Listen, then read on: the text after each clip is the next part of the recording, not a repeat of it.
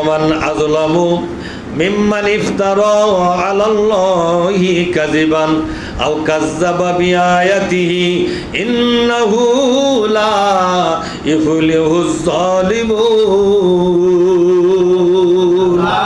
তার কথা আল্লাহ বলছেন তারাই হলো কুখ্যাত জালেম। কি জালেম জোরে কোন? তারাই হলো কুখ্যাত জালেম যারা নাকি আল্লাহর বিরুদ্ধে আইন তৈরি করেছে। কি করেছে? দেখেন, মিম্মান ইফতারা বলেন, মিম্মান ইফতারা যারা রচনা করেছে বিধান আল্লাহ, আল্লাহর বিরুদ্ধে, আল্লাহর বিরুদ্ধে আইন তৈরি করা মানে কি বলেন তো? এই কোরআনটাকে বলা হচ্ছে দুস্তুরুল লিন্নাস। বলেন, হাজা দুস্তুরুল লিন্নাস। এটা মানব জাতির জন্য সংবিধান, এটা মানব জাতির জন্য জীবন বিধান। কথা ঠিক না? ঠিক। এটা মানব জাতির জন্য শাসন বিধান।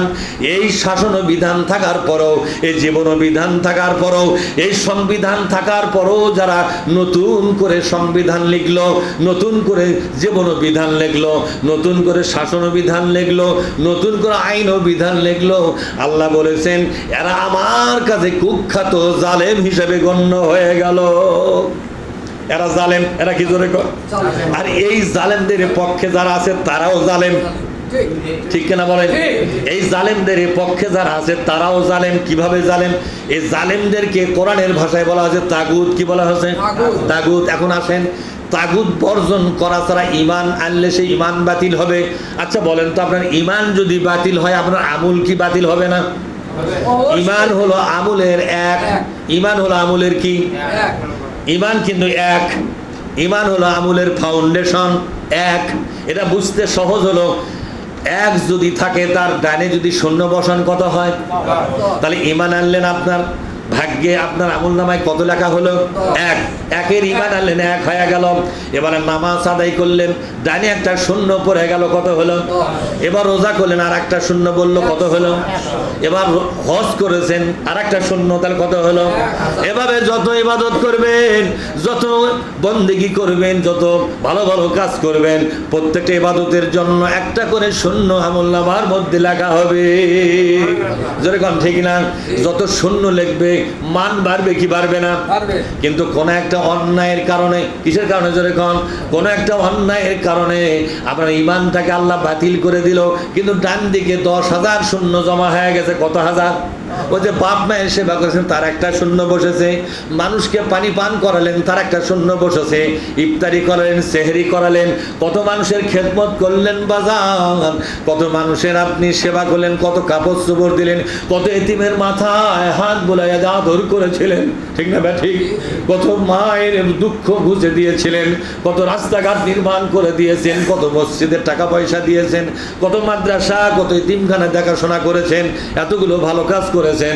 প্রত্যেকটা ভালো কাজ একটা করে শূন্য বসে গেছে। কিন্তু আল্লাহর বক্তব্য হলো, যদি তুমি শিরক করো তাহলে তোমার সব বাতিল হবে।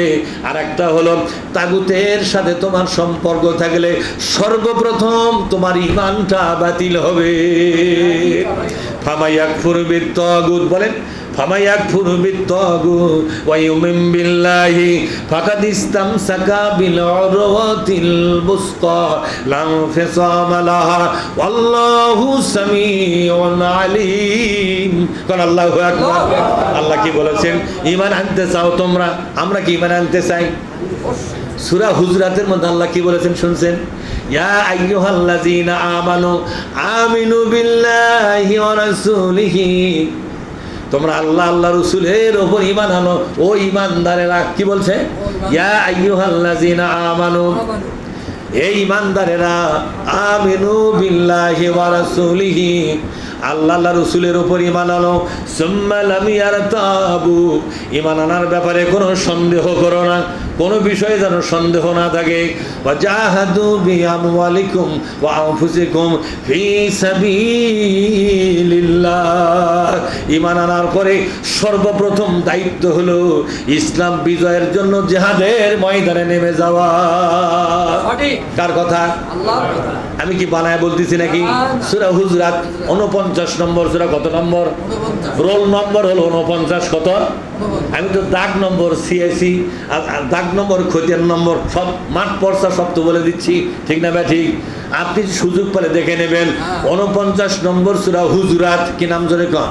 সূরা হুজুরাতের মধ্যে বলছে ঈমানদারেরা আবার নতুন করে ঈমান আনো। কথাটা কে বলেছেন? ইয়া আইয়ুহাল্লাযীনা আমানু, হে ঈমানদারেরা, আমিনু বিল্লাহ, আবারও ঈমান আনো। তোমাদের আগেকার ঈমানটা ঈমান এখনো হয় নাই। কারণ কি বলেন তো? আল্লাহ বলেছে ঈমান আনার শর্ত হলো তাগুতের সাথে সম্পর্ক ছিন্ন করা। কার সাথে? তাগুতের সাথে সম্পর্ক ছিন্ন করা। তাগুত কারা? এই সমাজে যারা নেতাগিরি করে কিন্তু কোরআনের নেতা নয়। কি নেতা নয় জোরে কন? কোরআনের নেতা নয়, কোরআন কায়েমের আন্দোলনের নেতা নয়। এই নেতাদেরকে বলা হয়েছে কোরআনের ভাষায় তাগুত। কি বলা হয়েছে? তাগুত কি খুব একটা খারাপ জিনিস নাকি? কথা হয় না বারে? তাগুত কি খুব একটা খারাপ জিনিস? ফেরাউন ছিল তাগুত, বড় ক্ষমতাধর লোক। নমরুদ ছিল তাগুত, বড় ক্ষমতাধর লোক। জোরে কোন ঠিক না ভাই? ঠিক। রানী ইসাবেলা ফার্নান্ডেজ তাগুত ছিল। জর্জ ডাব্লিউ বুশ তাগুত। এখন বর্তমানে ট্রাম্প আছেন। ট্রাম্প না কেলামার নাম কি? ওই যে আমেরিকার বর্তমান প্রেসিডেন্ট, কি নাম? হ্যাঁ, ডোনাল্ড ট্রাম্প। এর নাম আমাদের কত সুন্দর সুন্দর নাম, আমরা প্রেসিডেন্ট হওয়া পারতেছি না। কথা ঠিক না? আর উল্টা পাল্টা মার্কা নাম। তখন কত বড় বড় ক্ষমতা ভাইরা আমার। হাজিরা চেতে না, একবার চেতলে আমরা এমপি হয়ে যাবা পারবো। কথা ঠিক না ভাই? ঠিক। ভাইরা আমার, তাই বলতেছি ওরা হলো তাগুত। এই ভারতের প্রধানমন্ত্রীর নাম কি? নরেন্দ্র মোদী একটা তাগুত। বাংলাদেশের এসে শেখ হাসিনা একটা তাগুত। এ ছাড়ার কারো নাম খাওয়া যাবে না। কারণ ওই এখন বর্তমানে যারা আছে এদের কিছু লোক এটি আসে, ওয়াজ তো ঠিকই শুনবে, যাওয়ার সময় জুতার বাড়ি খাবে কেনা। কথা ঠিক না? ঠিক। তাগুতের জুতের বাড়িকে খাবে। এদের নামটা বললাম না। যারা নেতাগিরি করো অথচ তোমরা কোরআনের আন্দোলন করো না, কোরআন প্রতিষ্ঠার আন্দোলন করো না, আল্লাহ দয়া করে তোমাদের নাম তাগুত বলে ঘোষণা করেছে। ঠিক না ভাই? ঠিক। এখন আল্লাহ বলছেন, ও বান্দা, ঈমান আনতে চাও যদি তাগুতের সাথে তোমার সম্পর্ক ছিন্ন করতে হবে। কথা বল না কে? তাগুতের সাথে সম্পর্ক কি করতে হবে? তাগুতের সাথে সম্পর্ক ছিন্ন না করা পর্যন্ত তোমার ঈমানের ঘোষণা আল্লাহর দরবারে কবুল হবে না। সিদ্ধান্তকার? জোরে কোন সিদ্ধান্তকার?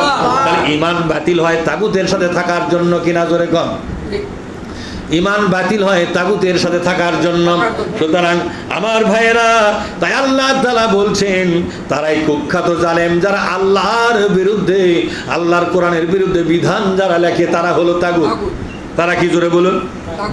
তারা হলো তাগুত।